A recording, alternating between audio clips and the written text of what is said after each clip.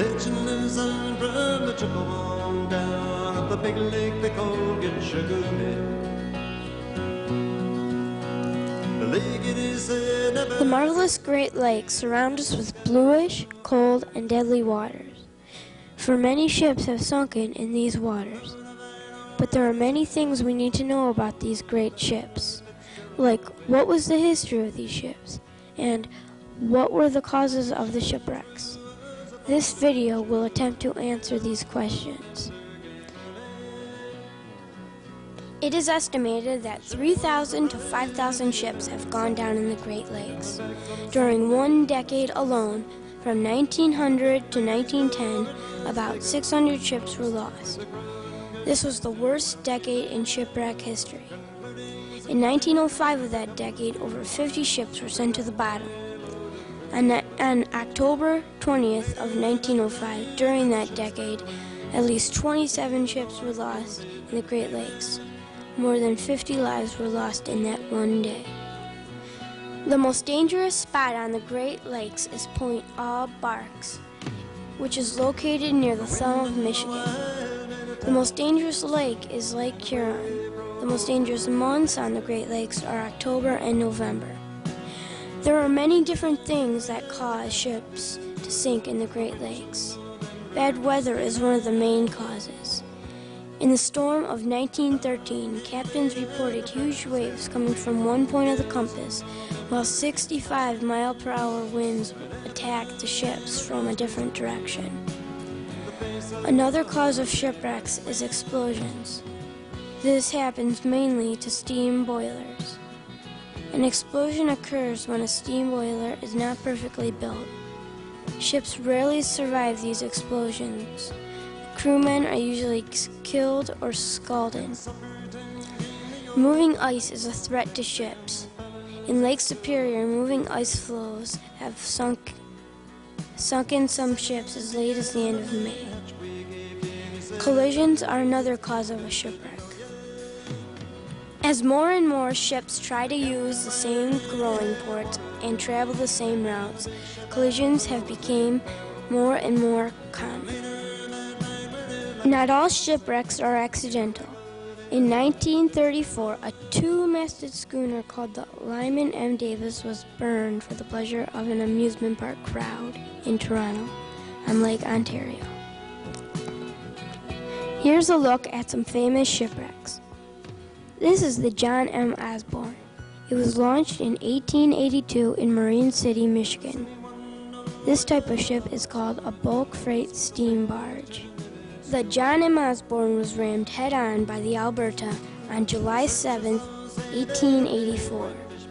The wreck was located off Whitefish Point in Lake Superior, where it sat for 100 years until it was found in 1984. This is the Alberta. The Alberta played a part of the collision between the John M. Osborne near Whitefish Point. Only one man was killed in the collision of the Alberta.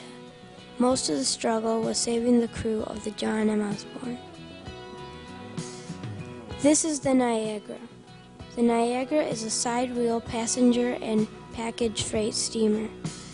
It was launched in 1845 in Buffalo. It caught fire offshore near Sheboygan, Wisconsin on September 24, 1856. From about 50 to as many as 70 people were lost in the blaze. This is the Comet. It is a wooden package and bulk freight propeller. It was launched in Cleveland on Lake Erie in 1856. The Comet was lost and 11 out of its 21 crew drowned in a collision which occurred on busy Whitefish Bay on the night of August 26, 1875. The Comet was ready to pass the Manitoba, but misunderstood signals and collided with the big side-wheel steamer. The wreckage was discovered in 1980. This is the Vienna. The Vienna was a wooden bulk freight steamer. It was launched in 1873. In the thick fog, another ship slid out of the mist and rammed its broadside, cutting a huge hole in the Vienna.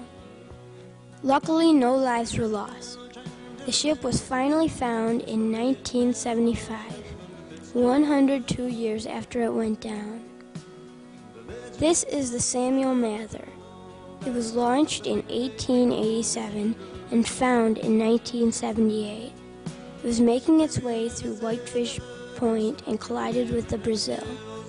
Its crew escaped safely before it went down off Point Iroquois on the southern shore of Lake Superior. This is the Superior City. The Superior City is probably the worst collision in the history of the Great Lakes. It was lost in 1898 and finally discovered in 1972. In this collision, 29 out of the 33 crewmen were lost. The Superior City was heading through Whitefish Bay as it had done many times.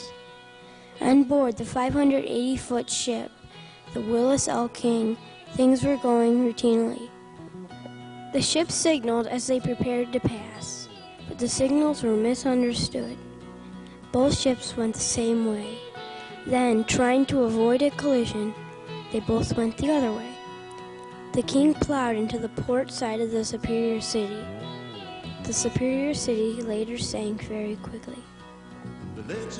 Now we finally come to the Edmund Fitzgerald, which is the most famous of all shipwrecks in the Great Lakes.